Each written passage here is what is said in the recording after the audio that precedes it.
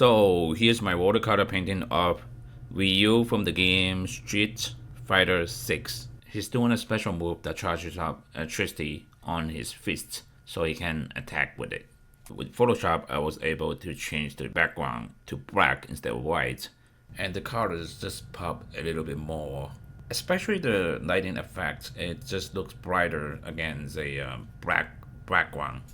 Let me go over the few tools and materials I used to create this piece of art.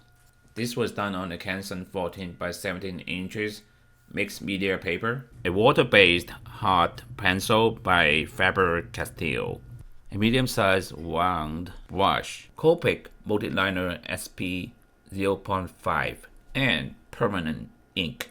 Okay, the first step was to make a sketch drawing of Ryu in a dynamic pose with good anatomy, forms, shadow, and all that good stuff. As a matter of fact, it was extremely helpful to figure out the shadows on the arms, on each piece of muscle, overlapping materials like the clothing onto the body. We cast a small shadow and such. It was really helpful to figure that out at that stage. This was my third time of using watercolor. My first one was Akuma. The next one was Castlevania, which was a 3-step process: pencil, ink, watercolor. For this Ryu artwork, I chose a little bit of a different process. So I made the pencil drawing and went directly to watercolor, basically skipping over the middle part of inking.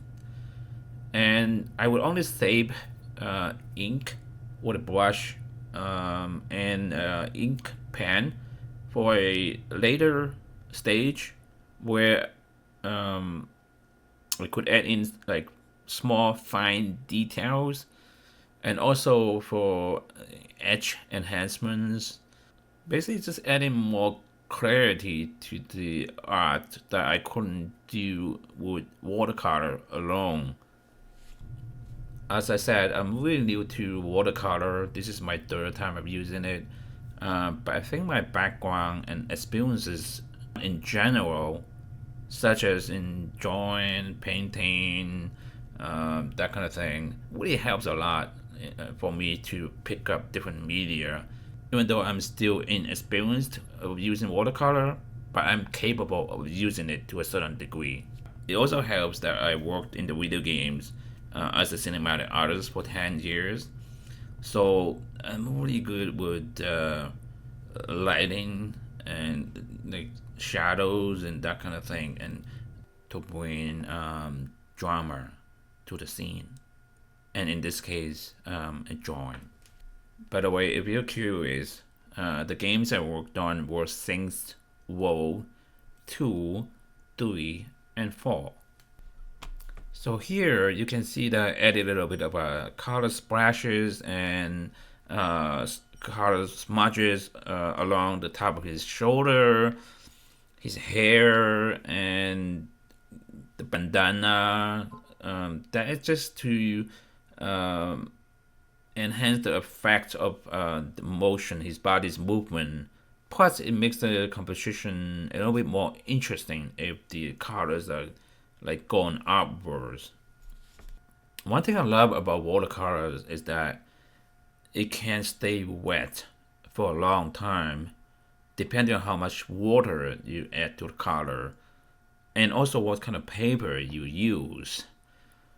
And in that way, you can really blend colors together or have a transition from one area to another area, depending on how much water you apply to the color on paper.